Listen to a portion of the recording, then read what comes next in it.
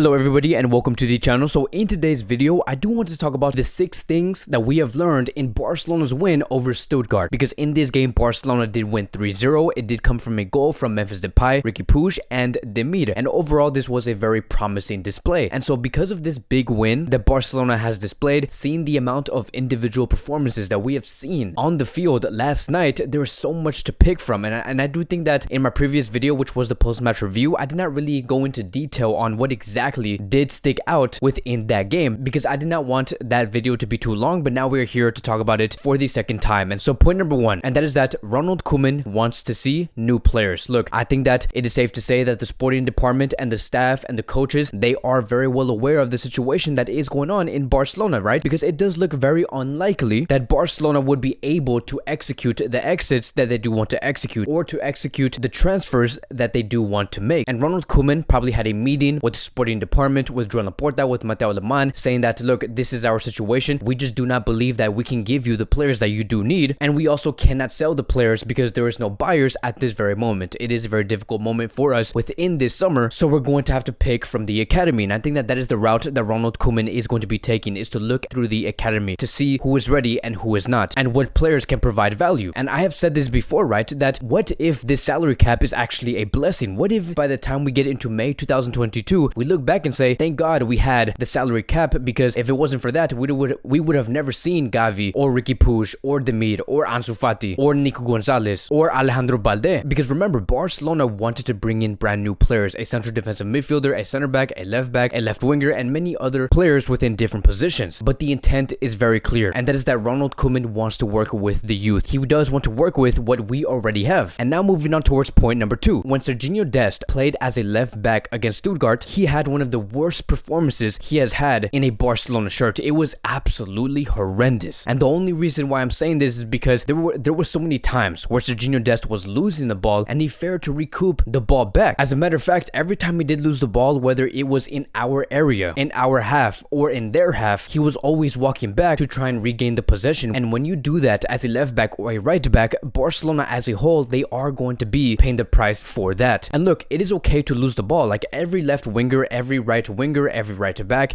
every left back, from the most horrible players in the world to the best players in the world, they all lose balls. Everybody does that. That is part of the sport. But what's really going to be the most important is that if a player loses the ball back, you are expected to sprint back and regain the possession as soon as possible. Serginho Dest did not do this in this game. And there was a moment within this game where Serginho Dest lost the ball 2 times within a span of 15 seconds. And so it just wasn't his day against Stuttgart. And when it comes to Serginho Dest's offensive game as a left back, there were many times when he was in that final third area and he looked very uncomfortable trying to attack the opposition. He could not connect with any of the players like Memphis Depay, Frenkie de Jong, Antoine Griezmann. He looked very disconnected. Now, what could be the cause of this? Why did Serginho Dest put out a performance like this? 1, it could be because maybe he's just not used to playing as a left back in Barcelona. Or 2, it could be that he's simply just not meant to be a left back at FC Barcelona. But keep in mind that Serginho Dest at Ajax and at the USA national team, he is constantly used as a left back. So I do not know if playing as a left back in FC Barcelona, you have to meet certain demands in order to fulfill your role. And that could be because Barcelona's system is so unique that you're not allowed to be as flexible as you once were with your club and your country. So that could be the case. But as of now, Serginho Dest as a left back, that is not the answer. Moving on to point number 3, and that is going to be about Memphis Depay's adaptability. I've said this before in my previous video. Memphis Depay in this game against Stuttgart, he did show that he has adapted already to Barcelona's game. Every time we saw him retain the ball on the left area, he was always wanting the ball. He was using his body perfectly, protecting the ball, building with other players. And so you can see that Ronald Koeman knew exactly what he wanted to do with Memphis Depay. That is the reason why Depay has been working out so greatly for FC Barcelona, is because there was a plan. It really does seem like Depay has been with FC Barcelona for a minimum of 2 years. And I strongly do believe, right, if Memphis Depay continues to find those opportunities, if he finds those spaces, if he's always looking for an area where he could attack and he receives that great service like what we have seen Frenkie de Jong do with Memphis Depay, then Depay will be one hell of a player for FC Barcelona. This is exactly what Barcelona has been needing in the past 24 months, is a player who can receive the ball, have great service, and then receive the ball inside the box, take down a few players, and score the goal on his own. That is what you call one hell of a signing. Moving on to point number 4, and that is going to be about Memphis Depay again. But this time, the point is going to be this: Depay occupying the left flank is something that should be used greatly throughout the whole course of the next season. Now, notice how I did not say that Memphis Depay should be a left winger. I'm saying that Memphis Depay should occupy the left flank area, because to be very honest, it does not even matter where Memphis Depay is going to be positioned at. Whether he starts as a striker or a left winger, it really doesn't matter. This is why I do push also the agenda of Ansu Fati and Memphis Depay, because they do complement each other. Depay can shift his position towards the left, Ansu Fati can go centrally. Maybe if there's times where Ansu Fati has to act as a left winger depending on the opposition or the game, then they can do exactly that. There is no fixed position, but it is so clear that Memphis Depay's preferred position and the area that he wants to cover, it is the left wing position, because that is where he does look the most dangerous. There were so many times within this game where Memphis Depay was always unmarking himself from the opposition and receiving the ball and then taking down a few players. That is the Depay that we do want to see. It's for a Depay to go down that left flank and then cut in and then look to create or take a shot, because that is what's going to make Barcelona that much more dangerous. Moving on to point number 5, and that is going to be about Gavi. Gavi should be in the first team. If you guys were to ask me right now, should Gavi join the first team tomorrow? Yes. If Ronald Koeman is really taking this Barcelona season seriously, I would say that Gavi should be in the first team immediately. Like, do it right now. Do it tomorrow. Gavi should be training with the first team in about 16 hours. And the reason why I'm saying this is because there is no time to waste.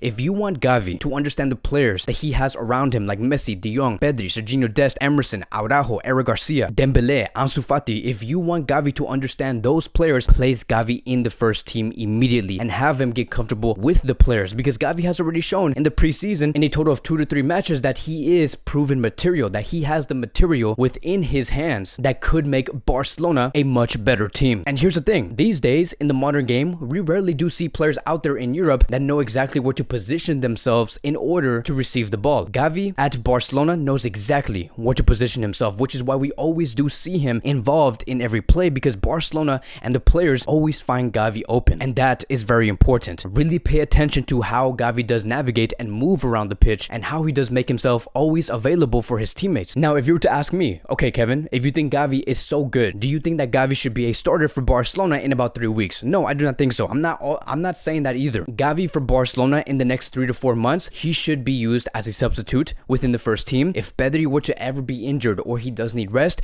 Gavi will be the first choice to replace Pedri. And that is all that many of us do ask for. We want to see Ronald Koeman continue to test Gavi constantly, test his game, make it difficult for him, and let Gavi know what it is like to actually play in European football and in top level football. That is how you grow a player. And then moving on towards point number 6, and it's going to be this: it is clear that Alex Collado is not counted on by Ronald Koeman, and it has been said right after the game was over, according to Gerard Romero, that next week Alex Collado can be loaned out to a club outside from Spain. Now, looking at this report here, as of now, because it's just Saturday and we're not in Monday yet, usually in Monday we do get very reliable sources claiming a certain topic or a certain report, but as of now, let's take this with a grain of salt. But if this happens to be true, and we do see that Barcelona and Ronald Koeman do not actually count on Alex Collado, would we be surprised? I would say no. Many of us would not be surprised, because Collado, a few weeks ago, he has stated to the media that if he does not receive the minutes that he does want in the Barcelona first team, then he will be looking for a way out. And then you look at this game between Barcelona and Stuttgart, Collado was not seen not once. He did not participate in this game. As a matter of fact, the players that we saw flourish within the positions that he does play, they were playing extremely well. And that is something very important to take note of, because as a player, as an agent of that player, and as a family of that player, you have to look at the bigger picture and see what's going on around you. If you're seeing that Alex Collado is not being placed within games, like against Stuttgart, and then you see players like Demir flourishing on the right wing area, you see Gavi, Pedri, Frenkie de Jong, and Coutinho, who's been rumored to stay at Barcelona, and Riqui Puig being within the central midfield position where Collado does play, then that is going to lead towards Alex Collado and the people around him having them make a big decision to say that, okay, maybe we're not the right fit for each other no more. And does this mean that Alex Collado is a bad player? No. Alex Collado is a great player with tremendous quality, a player that should have had that promotion in Barcelona's first team a year and a half ago. But because there was such a oversaturation of players, it is so difficult to see Alex Collado get the minutes that he does deserve. And I hope that Collado does not take the route that Riqui Puig is currently taking, where he continues to say that I'm going to continue to fight for my spot, but at the end of the day, only to find out that Koeman does not want to use Collado in the first team because he simply just does not count on him. And that's very sad to see, right? And very unfortunate, because we want to see players like Collado flourish